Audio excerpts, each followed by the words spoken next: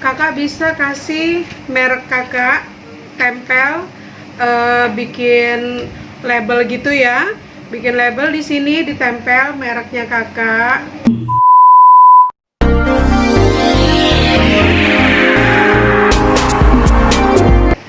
Halo kakak, jumpa lagi dengan aku Maina. Apa kabar kalian semua? Semoga baik-baik aja ya. Semoga selalu dalam lindungan Allah. Amin. Hari ini, seperti judul video kita kali ini, Maina akan membuat bumbu saset. Maina akan membuat bumbu saset atau bumbu instan, bumbu yang dikemas dalam bentuk saset seperti ini. Apa bedanya bumbu saset dengan bumbu botolan? Bagaimana cara mengemasnya? Apa aja yang harus dilakukan dan tidak harus dilakukan dalam pembuatan bumbu ini? Ayo kita simak sama-sama. Seperti biasa ya, sebelum kita memulai, Maina akan memberikan tips-tips mengapa harus begini, mengapa harus begitu. Bedanya pengemasan dengan saset atau dengan botolan beda banget karena kalau botol itu kan kelihatan ya, dan bentuknya itu pasti ditaruh itu pasti kan ke atas ya kan. Jadi kita bisa menggunakan minyak saja sebagai pengawetnya, tapi tidak bisa kita lakukan hal itu dengan saset, karena saset itu kita nggak mungkin taruh pastikan bahwa dia akan selalu berdiri di mana nanti akan terendam dengan minyak. Nggak bisa kita memastikan itu kan. Jadi yang harus kita lakukan adalah mereduce air pada produk kita. Jadi pada saat proses produksi kita memastikan mereduce kandungan air di dalam bumbu kita. Bagaimana caranya? Nanti akan Maina contohkan ya. Bagaimana cara mereduce air, kandungan air dari bumbu kita. Lalu yang berikutnya adalah seperti cara membuat sambal botolan ya. Bahan-bahannya tetap harus segar. Semua yang kita pakai itu harus segar. Atau walaupun dia misalnya bahan kering, pastikan dia tidak busuk gitu poinnya ya. Jadi kering nggak apa-apa, asal nggak busuk. Karena yang bikin produk kita akan gampang menjadi rusak itu kalau kita memakai bahan yang busuk, tidak segar gitu. Tapi kalau kering nggak masalah ya. Lalu untuk pengemasannya, nanti pada saat kita memasukkan produk, pada saat kita memasukkan bumbu ke dalam sasetnya, pastikan tidak ada minyak yang menempel di atas permukaan yang akan kita segel, Kak. Karena nanti kalau misalnya permukaan yang akan kita segel terus kena minyak, itu biasanya segelnya akan rusak, dia akan bocor. Makanya kenapa kakak butuh corong ya, tapi corong yang wide neck gitu, yang lehernya lebar tapi tidak dalam, pendek lah gitu ya, supaya memudahkan untuk memasukkan produk kita. Jadi seperti ini nih misalnya ya, dimasukkan begini. Nah, kalau kita pakai corong seperti ini, bagian atas yang nanti akan kita segel tidak akan terkena minyak. Jadi itu poinnya, supaya pada saat kita segel nanti dia aman segelnya, nggak gampang bocor. Lalu selain kita mereduce minyak ya, lalu selain kita mereduce air di dalam produk kita, kita juga akan banyak menggunakan garam. Tapi garam yang kita gunakan, usahakan nanti pada saat konsumen kita memakai produk kita, garamnya itu cukup untuk sekian porsi yang sudah ditentukan. Jangan sampai keasinan juga ya, jadinya kan nanti nggak enak. Oke, ada pertanyaan? Kalau ada pertanyaan silakan tulis di tempat biasa ya. Insya Allah kalau Maina bisa jawab, akan Maina jawab. Lalu selain itu juga, selain tadi kita menggunakan garam sebagai pengawetnya, kita juga akan mensterilkan produk yang sudah kita segel nanti. Bagaimana cara sterilinnya? Gimana ya? Kasih tahu nggak ya? Kita simak ya. Kakak simak baik-baik ya. Yuk. Maina akan rincikan peralatan yang akan kita pakai untuk membuat bumbu saset ini. Pertama-tama tentu saja sasetannya ya, kemasan saset. Ukurannya bisa kakak sesuaikan dengan produk yang akan kakak jual. Lalu corong bisa dibuat terserah kakak baiknya seperti apa yang memudahkan nanti proses produksi kakak. Lalu ada kompor untuk nanti memasak bumbunya, wajannya, dan di sini ada sealer ya kak. Tapi sealer ini kalau kakak nggak punya, kakak bisa pakai setrika ya kak ya. Pakai setrikaan juga bisa, pisau seperti biasa untuk mengiris-iris nanti, dan blender. Ini blender untuk menghaluskan bumbu. Tapi kalau kakak mau pakai ulekan, diulek aja juga yang nggak apa-apa ya kak ya. Dan ini ada panci untuk mensteril bumbu yang sudah jadi nanti. Lalu setelah itu, ini ada bahan-bahannya untuk membuat bumbu nasi goreng versi Mainah ya. Ini versi aku. Ada cabai, bawang, dan di sini ada merica, lalu ebi, bawang putih, kemiri, garam, penyedap, dan ini gula pasir. Bagaimana cara membuatnya? Yuk kita simak sama-sama. Pertama-tama yang akan Maina lakukan adalah mengiris bawang merahnya.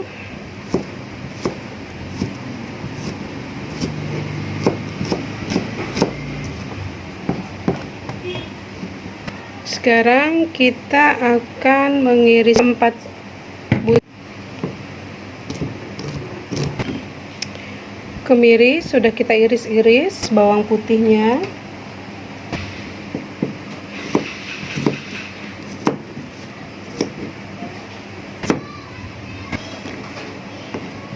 Bawang putih, lalu cabai. Gunakan cabainya. Di sini Maina pakai cabai kira-kira 50 gram. Oke. Pertama-tama yang harus dilakukan sebelumnya adalah menghaluskan ladanya dulu ya. Kira-kira 1 sendok teh. Kita haluskan dulu ladanya.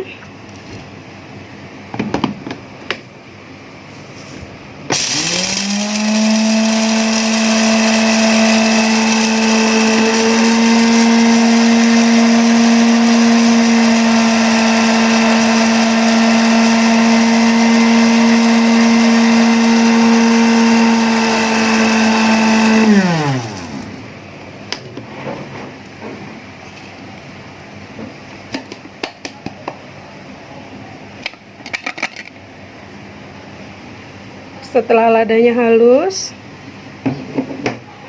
kita masukkan bumbu-bumbu yang lain ya. Bawang putih, kemiri, lalu bawang merah kita pakai separuh aja, karena nanti separuhnya akan digoreng jadi bawang goreng gitu. Kita pakai sebagian aja. Lada, bawang putih, kemiri, bawang merah, lalu cabenya,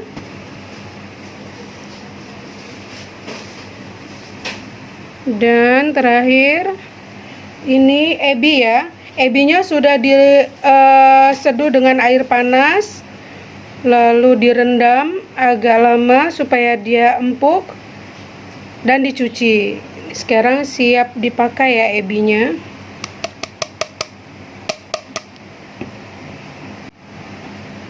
Maina akan pakai sedikit air ya, untuk mempermudah menghaluskan bumbunya. Di blender lagi.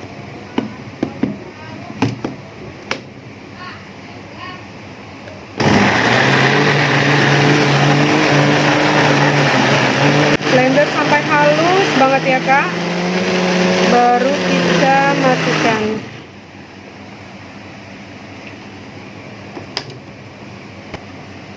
Seperti ini teksturnya, siap untuk ditumis ya. Nyalakan kompornya, apinya nggak usah terlalu besar ya. Masukkan bumbu. Di sini mereduce airnya adalah kita masak seperti ini dulu ya kak, tanpa minyak. Kita masak sampai dia agak kering, mengurangi cairan yang ada di dalamnya. Baru nanti kita tumis dengan minyak.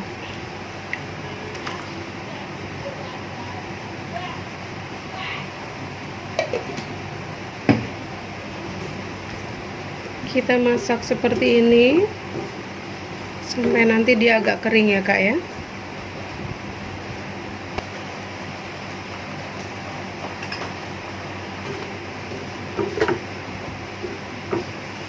Sering-sering diaduk ya kak, supaya nggak gosong di bawahnya.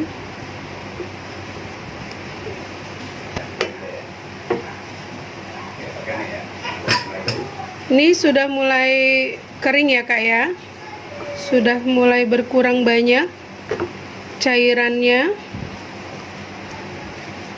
Kita sisihkan dulu, karena Maina akan menggoreng bawang dulu ya.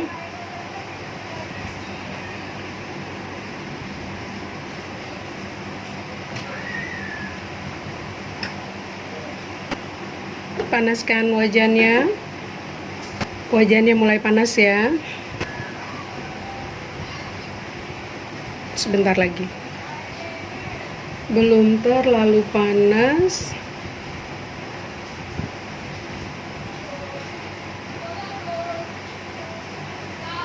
Udah mulai panas ya. Masukkan bawangnya.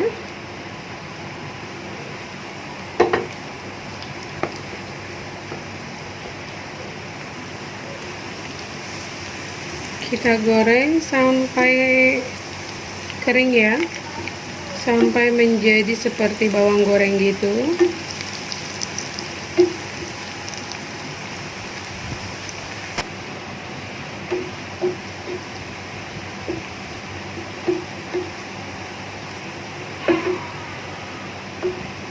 Kalau sudah seperti ini,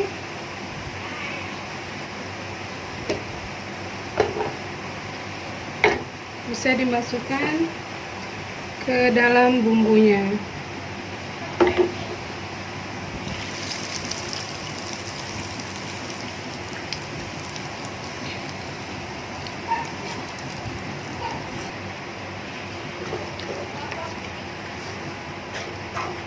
Sambil kita menumis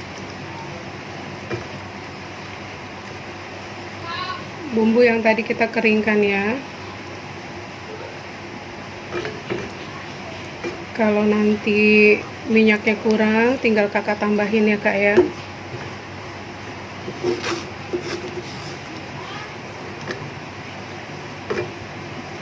Nah, di sini kakak sudah bisa mulai menambahkan bumbu kering ya. Garam.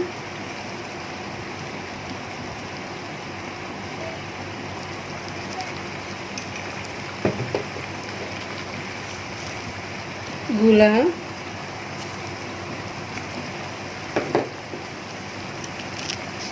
Dan penyedap. Barangkali nanti kakak mau bikin bumbu yang tanpa penyedap, berarti nggak usah dikasih penyedap ya kak ya.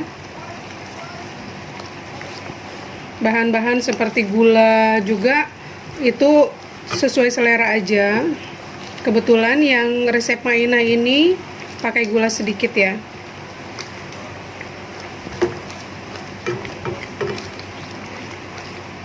Kita tumis sampai benar-benar kering.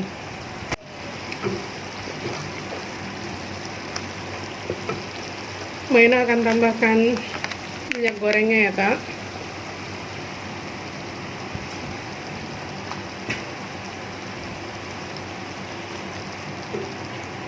Kakak bisa lihat ya, ini bumbunya sudah mulai agak kecoklatan.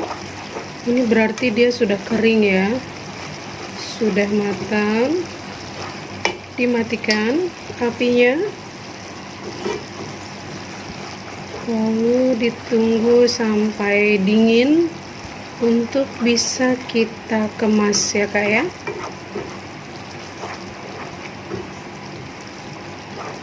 Diaduk-aduk dulu sebentar supaya nggak hangus di bagian bawahnya nanti kalau kita diamkan.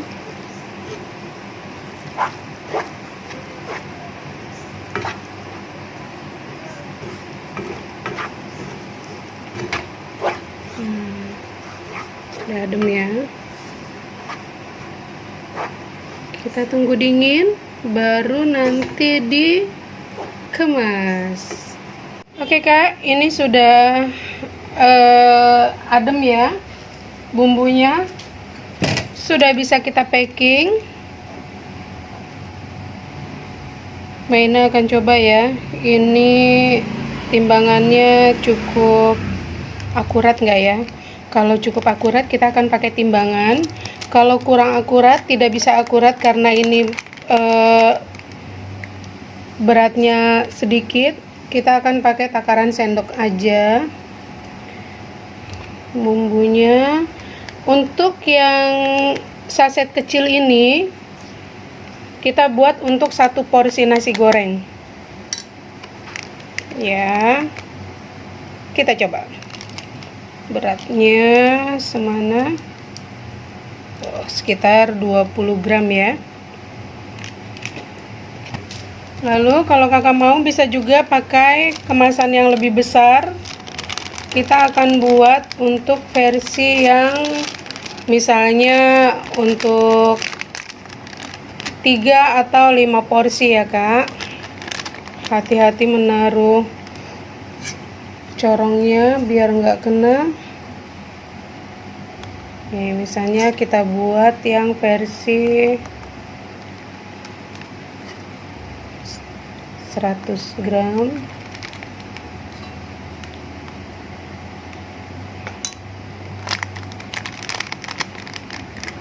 Dicoba.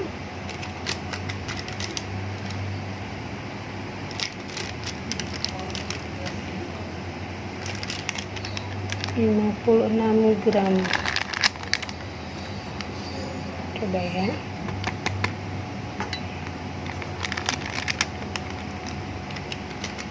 Berarti untuk 3 porsi aja ya, 60 gram. Yang porsi yang besarnya untuk 3 porsi. Seperti ini ya kak, yang sudah kita kemas. Sekarang akan disegel ya. Di sini taruh seperti ini dan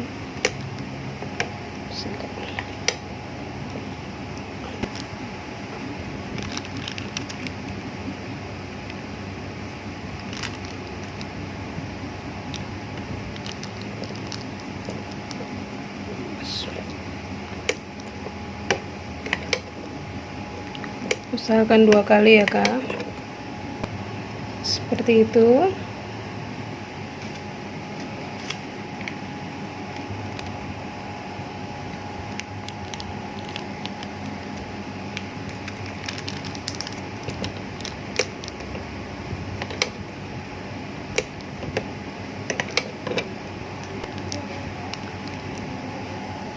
begini.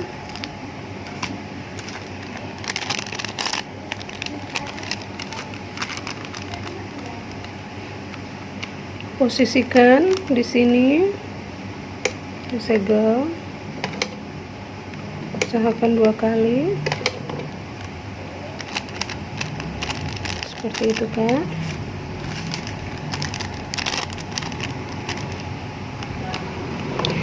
Ini kalau misalnya pinggirannya ada kena minyak, kakak harus lap dulu ya. Ini alhamdulillah nggak ada minyaknya. Sekarang kita segel lagi 2 kali. Oke, seperti itu. Setelah kita segel seperti ini, sekarang kita steril lagi ya. Sterilnya adalah dengan merebus produk kita di dalam panci ini ya. Maina sudah beri air sedikit ya. Oke, kita didihkan dulu. Sudah mendidih ya Kak. Sekarang kita masukkan bumbunya, produk kita.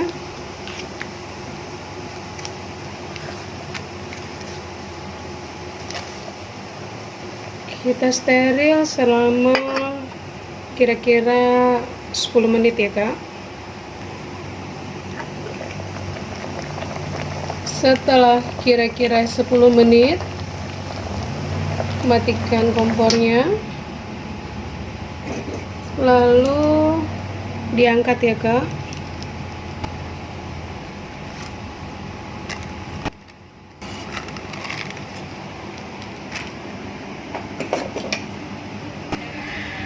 Nah, udah jadi sambal bumbu saset kita. Kalau sudah dingin, ini dilap ya, dilap.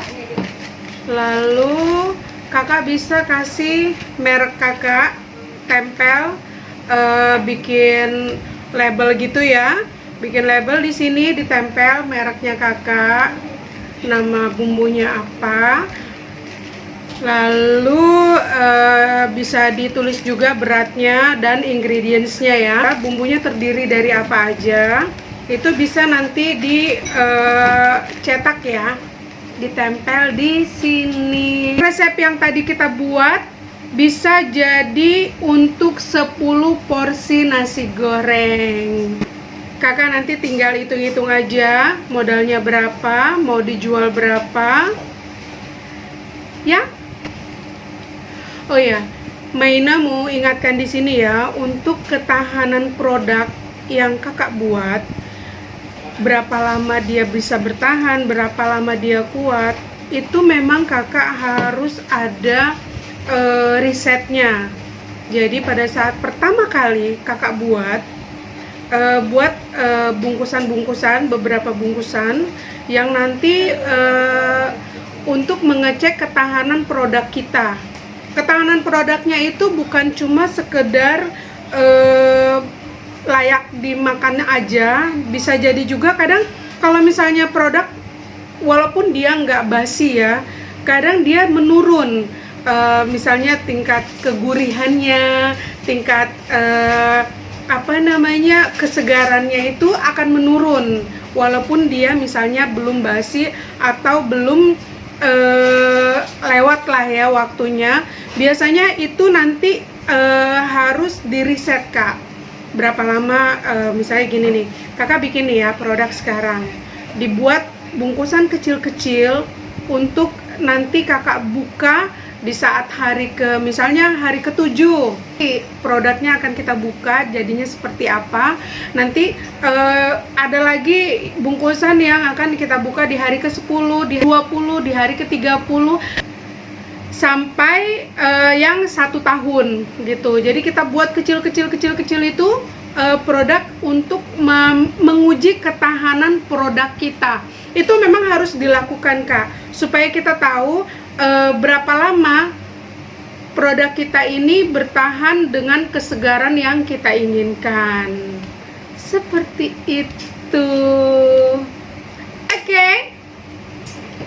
Jadi begitu aja ya cara membuat bumbu saset atau bumbu instan. Orang yang pakai ini tinggal masukin bumbunya, kasih nasinya, aduk-aduk. Kalau yang suka pakai kecap tinggal ditambahin kecap gitu kan. Ya pokoknya intinya dengan bumbu kita ini aja tinggal dikasih nasi itu udah bisa dimakan, udah enak. Seperti itu. Gampang kan? Oke, sampai di sini dulu video kali ini. Semoga bermanfaat ya, Kak. Jika kalian suka silahkan di like dan di komen di bawah. Dan di share sebanyak-banyaknya. Barangkali aja ada teman, sahabat, kerabat, saudara, kenalan, siapapun yang butuh dengan resep dan tips-tips ini, ya kan? Dan jangan lupa di subscribe channel aku. Makasih ya, Kak. Sehat terus. Dah.